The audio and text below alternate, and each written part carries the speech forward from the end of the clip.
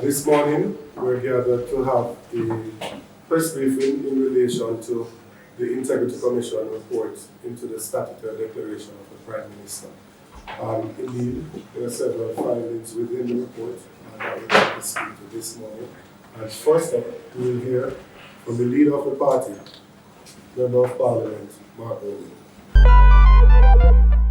The Integrity Commission's report that was tabled this Tuesday in the House of Representatives is in fact two reports. There's an investigation report, which is a lengthy document, 171 pages long, and that is a report that was produced by the Director of Investigations of the Integrity Commission. And there's also a special report, which is a short one-page document coming from the commissioners themselves.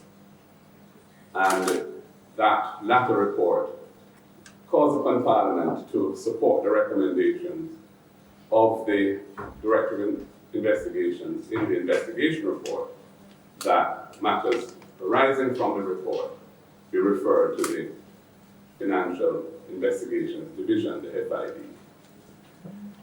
The Integrity Commission's report makes the important point that as Prime Minister and Head of Government, Mr. Andrew Holness has a higher duty to the public to ensure that the laws of Jamaica are maintained and that he acts in keeping with the standards of principled behavior required of his very high office. I'm sad to say, and I take no glee in saying this, that Mr. Holness has failed in this solemn duty to the Jamaican people. He has known since May 2023 that he was under investigation for illicit enrichment, which is a corruption offense created by Section 14(5) of the Corruption Prevention Act. Yes, Mr. Holness is one of the illicit 6, now the illicit 8, and he has known this for well over a year. Yet Mr. Holness misled the country by withholding the truth about this investigation in statements that he made both in and outside Parliament over this period, even telling Jamaica that he had asked far and wide, and none of his MPs were under investigation for illicit enrichment.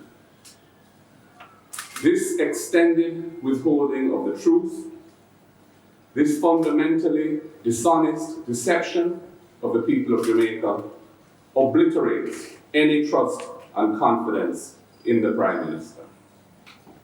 How can we believe anything he says in light of the extended failure to tell us the truth that he was indeed under investigation for a serious criminal offense? This unprecedented situation is fundamentally incompatible with his continuing to hold office as Prime Minister. The Integrity Commission's report contains several serious findings which reinforce the need for Mr. Holness to go now. I will mention 3 of these.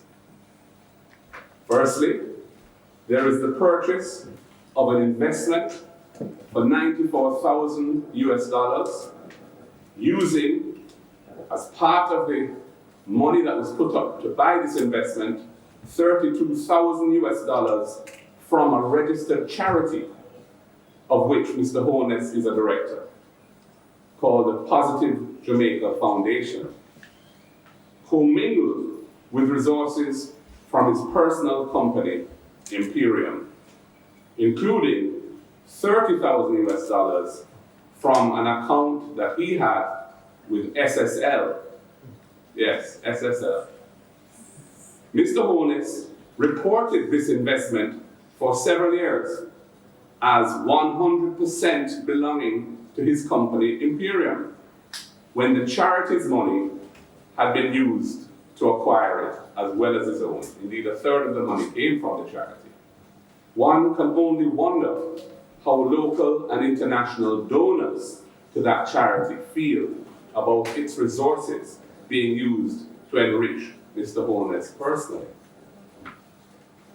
Secondly, the filing of nil returns by Mr. Holness's personal companies, nil tax returns, indicating that they had no taxable income or expenses when the companies did in fact have substantial income and expenses, is a matter which the Integrity Commission suggests to be a significant violation under Jamaica's tax laws and should be referred to the Commissioner General of Tax Administration, Jamaica, for action. Indeed, the payments between Mr. Holness's personal companies over the review period exceeded $400 million. Then there's the creation of a situation of conflict of interest by Mr. Holness appointing his business partner and co-investor in his personal real estate company, Mr. Norman Brown, to be chairman of two important public bodies, the Urban Development Corporation, UDC, and the Housing Association of Jamaica, HAJ, both of which fall under Mr. Holness's portfolio responsibility as minister, and both of which operate in the real estate sector. Mr. Holness has placed Jamaica, our beloved country and our cherished democracy, in a dangerous and untenable situation. His integrity issues cannot be resolved, partly because of the baffling complexity of his personal financial affairs. He operated no less than 28 bank accounts, 28. His three personal companies were involved in a very high volume of transactions, averaging over 4 per banking day during the period of review, including many substantial intercompany payments, and including over $4.5 million of so-called cardless cash deposits made over a 3-month period into his bank account by depositors whose identity remains unknown to the Commission. And partly, the matter is unresolved because Mr. Holness's own refusal to provide information about aspects of his affairs, which was requested by the Integrity Commission for the purposes of their investigation. The Prime Minister therefore remains the subject of an incomplete investigation for illicit enrichment, as the Integrity Commission has been unable to conclude its investigation, in part because of Mr. Holness refusing to provide them with critical information that they need to do so.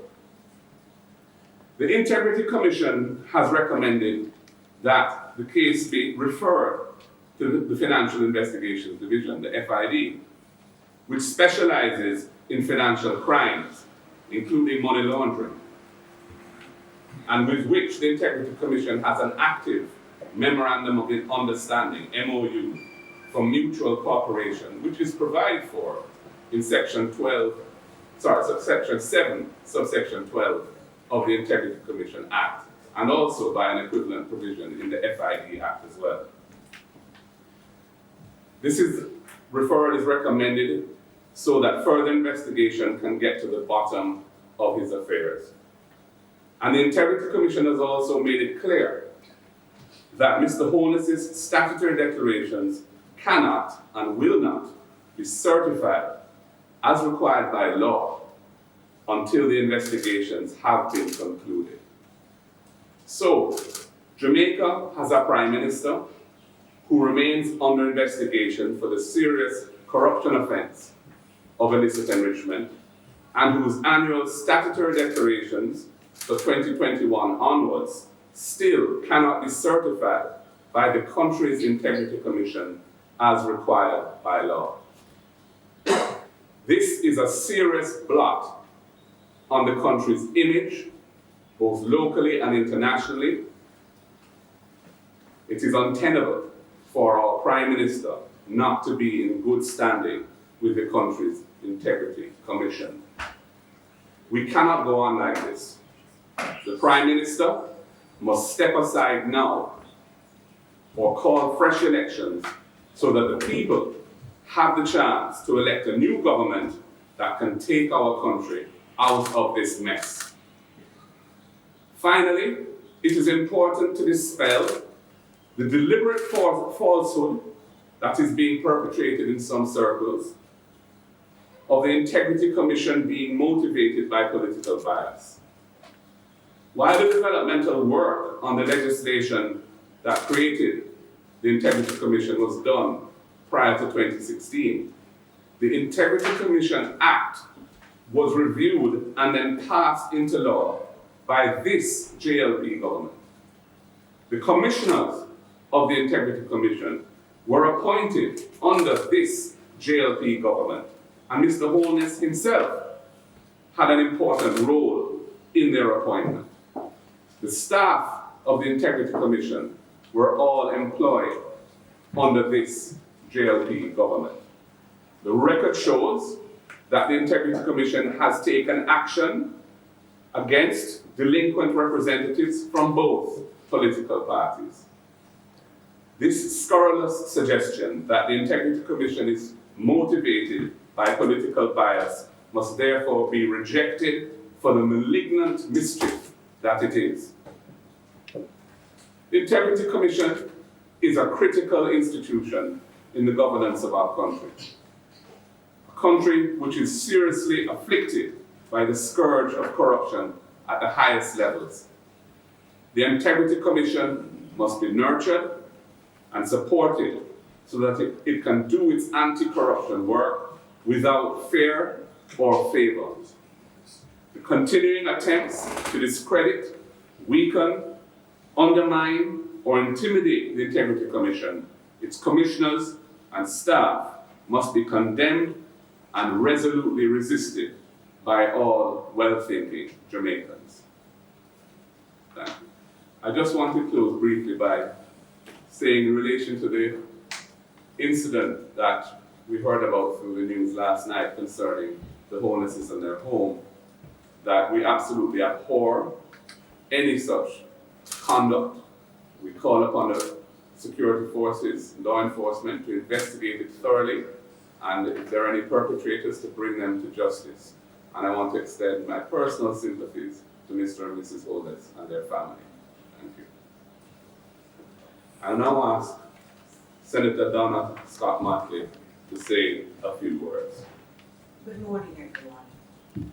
I want to continue from where the Leader of Opposition left off, and to say to the Holness family that we all were very concerned about the reports, as unclear as they are, about the need for multiple police to turn up at residence. We in Jamaica are very concerned that our democratic traditions be protected, and there should be no attempt to threaten the Prime Minister nor his family. Our condemnation is strong, and we trust that all the perpetrators will quickly be brought to justice. Now let me say that today is not a day that we celebrate. And indeed, I've been hearing comments about the call for the Prime Minister's resignation being far too soon and being premature. I do not share that view. I do not believe we should have had to call on him to resign. It's obvious that the report is unresolved in many aspects. I confess I have tried to go through all 177 pages. It's a laborious task. And it requires going through it with a fine-tooth comb to identify the breaches which are within this report. My guide is what I call the Holness principles of accountability. Because the Holness principle of accountability was first demonstrated to me in 2013 when he called on Junior Minister Richard Assange to step aside. He said that the fact that the OCG, as it then was, had found Richard Azan guilty of corruption because he had bypassed established procedures in making 10 shops in the market for women in his constituency who were vendors in the market to be deserving of isolation and condemnation. He said he would not sit in a parliament where Minister Azan sat. He said it was a dark day for Jamaica and that the public had lost its trust in the minister and the institutions had lost their trust. Now, as the leader pointed out, the Integrity Commission was at pains to point out that as Prime Minister and head of government, Mr Holness has a higher duty to the public to ensure that the laws of Jamaica are maintained. But he has more than that to do because he sets the moral compass for his cabinet, for the parliament, and indeed for the entire country. So when we as citizens are condemning crime, when we say that our young children are turning scammers, when we condemn shoppers, the leadership of the country has to demonstrate consistency about how they approach this. What is it that I find most egregious? The fact that the Prime Minister lied to the country. Because when he was asked if anyone in his party was under investigation for illicit enrichment, he had searched far and wide and there was nobody. Perhaps he should have searched close. Because as it turned out, he knew at the time that he was under investigation for illicit enrichment. And Jamaica has to take a stand because it is unacceptable that the leader of the parliament, the leader of the government could tell the country such a barefaced lie. So I said there is no resignation call which is premature. He should know what to do. He should do the right thing. And I remember when he was being sworn in, he spoke to us about the man on the donkey who said to him, Andrew, do the right thing. Now he has a chance to do the right thing. He should step aside. Thank you, Senator Scott Martley. I will now invite former Senator, former Minister of National Security, former Minister of Foreign Affairs and Foreign Trade, Katie Knight, King's Counsel, to address you. Thank you.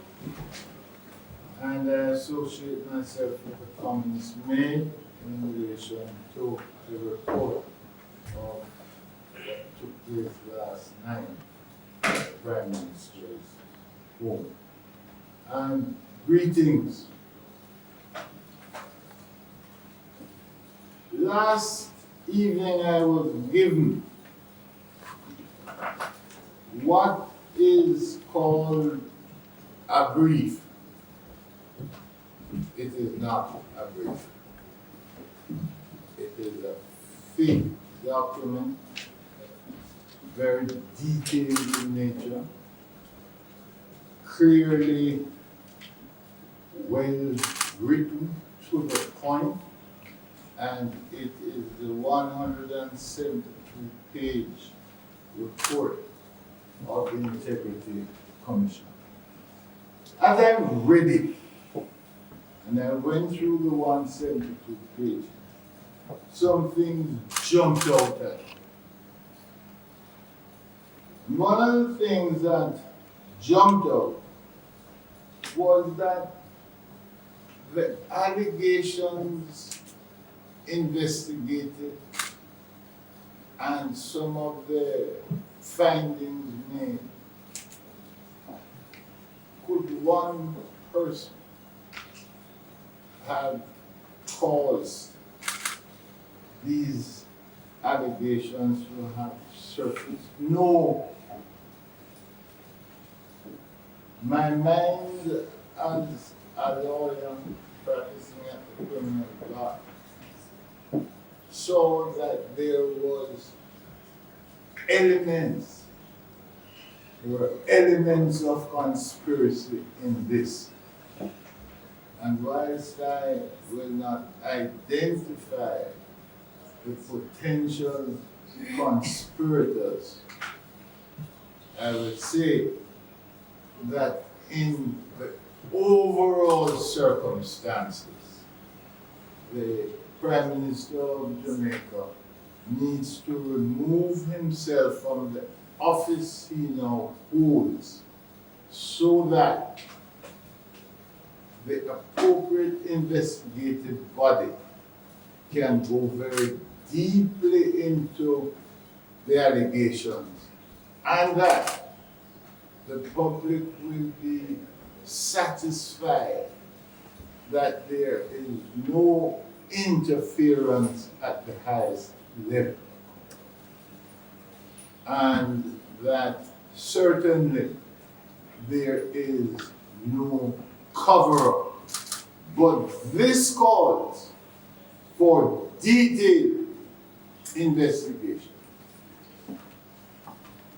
What jumped out at me too was the way in which the investigation was conducted, where they made reference to the judge's rules, that persons who were interviewed, they were interviewed in accordance with the judge's rules. Now let me just point out one important aspect of the judge's rules. It is a warning to the person who is being questioned. And it warns the person that you need not say anything, but anything you say will be taken down in writing and may be used in evidence against you. And in this document, the warning was appropriate. Appropriate. What jumped out at me also, why would one need to have 28 accounts? Why? One would need to have 28 accounts if one was involved in businesses. Now, when I tried to find out who had the 28 accounts, I found out that it was the Prime Minister. You can't run a country and run private business at the same time. It's one or the other. One or the other.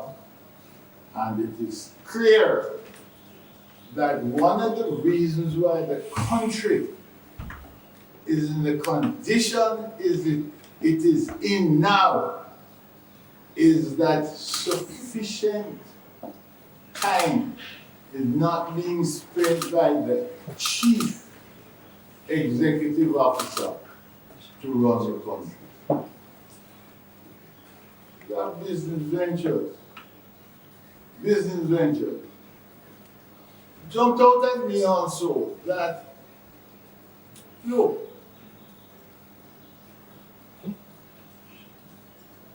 if it is that a Prime Minister is being investigated, how can he be the chief accountable officer for discipline, law and order in a country? He cannot occupy the post and find himself in this position and do that which he was elected to do efficiently. cannot. And therefore a call for his resignation. A call is justified. It's justified. It's justified because of what this report contains, both in terms of the volume of his association with other companies and the allegations contained here. Had this been the private sector and the private sector officer, that private sector employee would have been sent on leave pending investigation. No private company in Jamaica would have caused someone against whom these allegations have leveled to continue in the highest position in that company. It's untenable. I expect that there will be more press conferences, Gleaner, and I would like to have the opportunity to go through this in greater detail. And if you would be kind enough to invite me to that press conference so I could articulate on aspects of the law. But conspiracy jumps out. Money laundering using what is called layering jumps out at me. And those are serious offenses. I do not, for 1 minute, suggest guilt. I don't. But what I suggest is that the process should be allowed to take place, and those who are found culpable be held accountable. There is, leader, a call for general elections too. Well, let me just say this in closing, that as far as I am concerned, I join that call. And my advice to Mr. Holness is a simple one. I made some inquiries, and I'm told that he has a bag. I say to him, stop packing, because you are one. And if you don't believe me, speak to Mr. Gold, Bruce, that is. Pack your bags, put in your clothes and your belongings, because you can't stay as Prime Minister of Jamaica, because the international reputation of Jamaica is important, and you have, by allowing these allegations, brought Jamaica into disrepute. Things are heating up politically, especially in the lead up to the next general election, with council resignations and the police presence outside the Prime Minister's home yesterday. What do you make of those developments in relation to, the upcoming election? How do you feel about the political climate?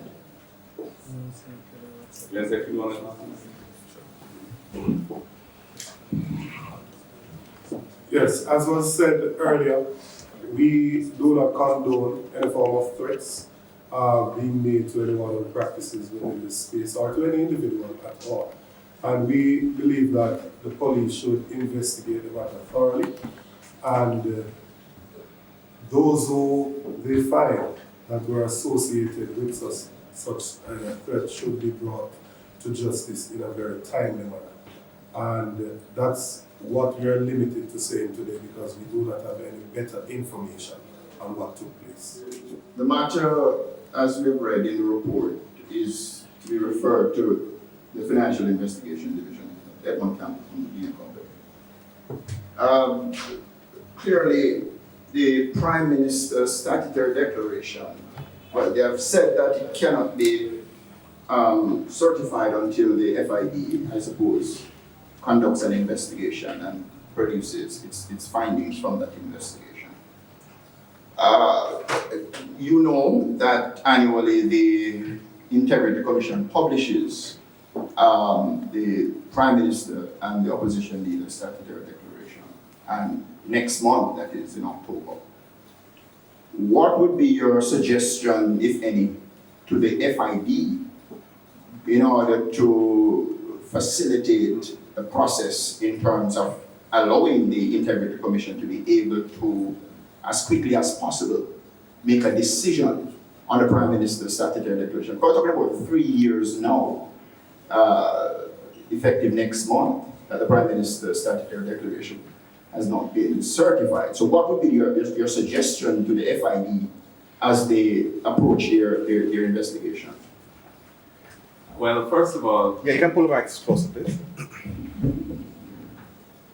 First of all, I don't think it's appropriate for me to make suggestions to the FID as to how they should conduct their responsibilities, functions, and obligations. All I would say is that I think that the Parliament should cooperate in the referral of the matter to them, to the FID. In any event, I think the FID should, of its own motion, embark on the reference and look into the matter thoroughly.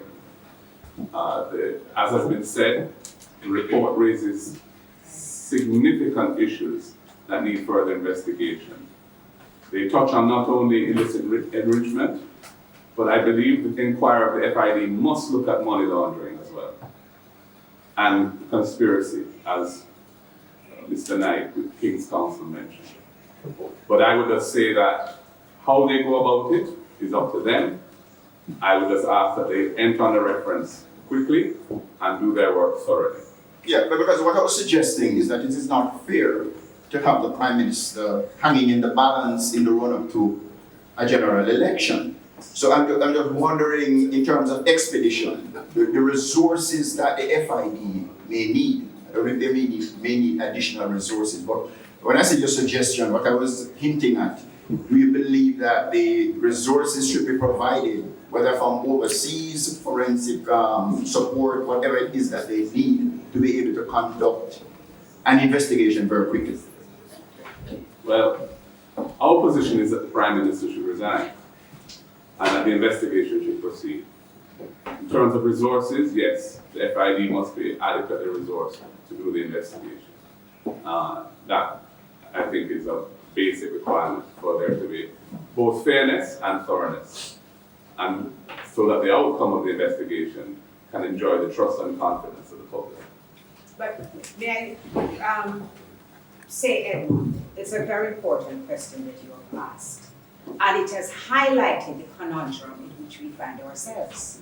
Because the directions would have to come from the highest possible level to ensure that the resources are provided and to assist with all that the FID would need to proceed quickly.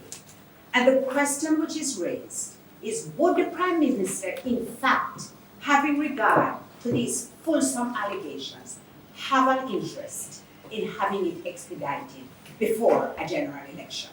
That we don't know the answer to.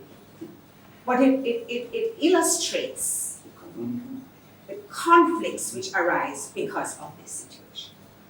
Which is why I said he's put Jamaica in an untenable position, because he's the head of government, and these are agencies that fall within the public sector, and a part of the state and the government.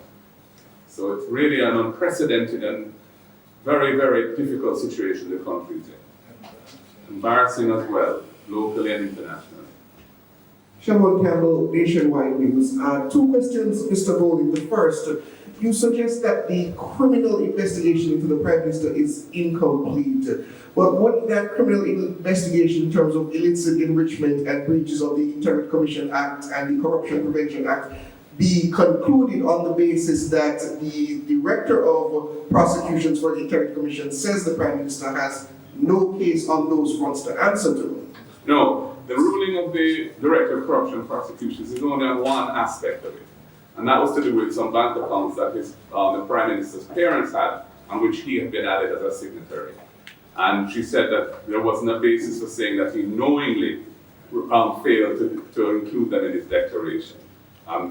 In order to be culpable for that, he would have to show that he deliberately did that. And she said, well, but that's really a relatively minor part of what this report is about, despite what your radio station had suggested in the run-up to the table. The major aspect of this is to do with the complex and seemingly irregular transactions involving the Prime Minister and his companies. And that is what needs to be properly and fulsomely investigated. And the Integrity Commission has indicated that they've taken it as far as they can go, and they're recommending that it be referred to the FID to be completed. And we support that call. The next question is essentially a two-parter. If the Integrity Commission felt it was so necessary to refer the matter to the FID, why have they not done so to this point when they have a MOU with the FID that allows them to essentially share information and to coordinate? And then why add to that their call essentially for the Parliament to endorse it? Why not simply go ahead and make that referral? I can't answer those questions. I think you have to direct those questions to the Integrity Commission. The report is a report by a Commission of Parliament, which is the Integrity Commission, is a Commission of Parliament. They report to Parliament. So they saw fit, I think, to call upon the Parliament to support the recommendations that they were making. But I'm not in a position to answer the first aspect as to why or whether they have or haven't. I really don't know. They may have. We don't know. Morning, Kim Francis from the Gleaner. In the report, the final recommendation from the Director of Investigation spoke to parliamentarians and the public servants buying shares in public companies and, of course, some private companies. And concerns were raised about insider trading. And so what he said or recommended was for stronger legislation to combat that. What are your thoughts on this? What's your position on this? Well, insider trading is an offense under the Securities Act already, and the FSC has a statutory role and responsibility over that act. But I agree that there needs to be clearer guidelines, or certainly the guidelines, if they exist, should be revisited and tested for accuracy in light of the kind of activities that leaders in the country are apparently engaged in while they're in government, so that there are clear guidelines that elected representatives, especially those in government, are required to follow. It is clear that, for example, in the case of the Ministry of Economic Growth and Job Creation and the OPM, the Office of the Prime Minister, both of which obviously fall under Mr Holness, they have such a huge swathe of the public sector that come under those two offices, that ministry and that office. And with the Prime Minister being responsible for board appointments in numerous, plethora of public bodies that come under his portfolio responsibilities. For him as a minister, or indeed Mrs. Holness as his wife, being involved actively in commercial activities that are regulated by those bodies or seek permits or approvals from them, creates real possibilities of conflicts of interest. So I understand why the Integrity Commission has raised that point, and I do support that, the call for there to be further developed rules and guidelines that can inform how, if at all, persons in these kinds of positions may or may not engage in these activities. Yes. Mr. Gordon, just a little follow-up on that. The Director of Investigation, it's not the first time that he has made recommendations regarding conflict of interest matters. Previously, he made recommendations in regard to West One, that investigation that was done regarding the Prime Minister. And there was another investigation that he did where he suggested that the government should contemplate, or the Parliament contemplate, putting legislation together to deal with the whole question of conflict of interest. What are your thoughts on that?